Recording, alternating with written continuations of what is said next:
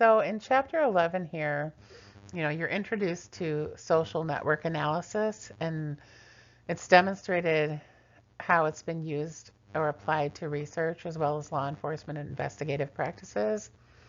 We'll discuss mapping generally and crime mapping specifically, and examine how this technique has also been applied to police practice as well as general research. And finally, we'll conclude the chapter with an introduction to the concept of big data, which you'll learn is not just an extremely large and dynamic set of data, but also refers to techniques that are used to extract information from these data sets. So this method for the social network analysis has increasingly been used. Social networks are types of relationships, and these networks can be analyzed as a form of relational data. It focuses on contacts, connections, attachments, and ties that relate one unit to the next. So this social network analysis, or SNA for short, is an approach to the analysis and a set of methodological techniques that help researchers describe and explore relationships that both individuals and groups have with one another.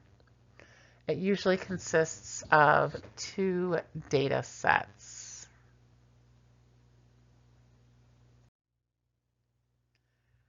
So the two data sets you can see are the nodal lists, which store all units of observation, and then the agency or adjacency matrix defines these relationships between these units. So we have the binary networks, which distinguish whether a relation does or does not exist between a pair of nodes. And then we have the betweenness centrality score, which measures the extent to which nodes connect to the other nodes that are not directly linked to each other in the SNA.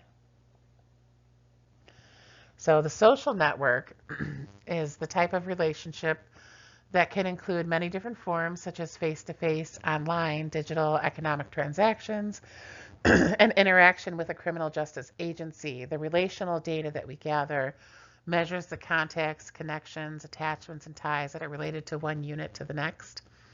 Sociogram is a graph representing the social configurations with individuals or some other unit that's represented by points and their social relationships to one another depicted by lines. And then the nodes, which is the basic unit or people in an SNA graph, sometimes called actors or vertices. And then the relations is the connections in a network graph that's sometimes called ties, links, arcs, or edges. The nodal list is the data set containing the nodes, units of observation for an SNA. The adjacency matrix is a data set containing information about the relations between the units of observation. Sometimes we call this a network matrix.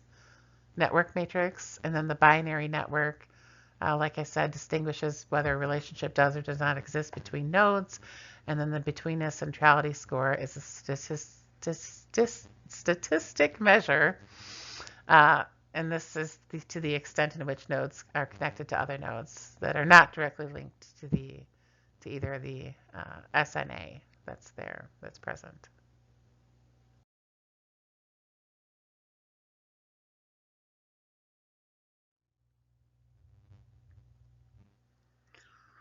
So there's the three main functions of crime mapping. Right? So this is going to provide us a visual and statistical analysis, right?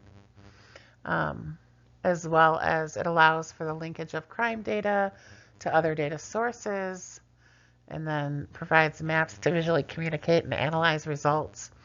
When we do crime mapping, this geographical mapping strategies is used to visualize a number of things, including location, distance, and patterns of other crimes that correlates. The Geographic Information System is a software tool that has made crime mapping increasingly available to researchers since the 1990s.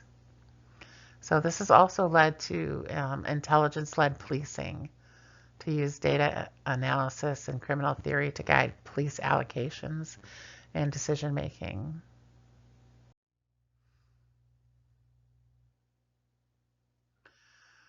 So when we use crime mapping for intelligence-led policing, we're able to, um, it's able to be used by the majority of urban law enforcement agencies. This helps them to identify crime hotspots. Um, so it's not uncommon for somebody, a police department to have one specific person that does like criminal analysis, but it's not as maybe glorified as like, Law and Order, Criminal Minds or something makes it seem, but they're, sitting at a desk analyzing maps in different areas and crime patterns and things like that for a crime analyst. So the hotspots are general um, geospatial locations where crimes are more likely to occur compared to, other areas in that vicinity or that city. So big data is somewhat of a vague term here. It's used to describe rapidly changing data sets and the analytic techniques used to extract information from them. Simply, it's just a large data set. So big data contains thousands of cases sometimes. It's accessible in a computer readable form. It's used to reveal patterns, trends, and associations between variables with new computer technology. And then there's something called n-grams. These are frequency graphs that are produced by Google's database of all words printed in more than 1/3 of the world's books over time, with coverage that still continues to expand. And then we have risk terrain modeling, or RTM. This is modeling that uses data from several sources to predict the probability of crime occurring in the future. We use using the underlying factors of the environment that are associated with the illegal behavior. So to wrap up here with ethical issues, subject confidentiality is obviously the key concern.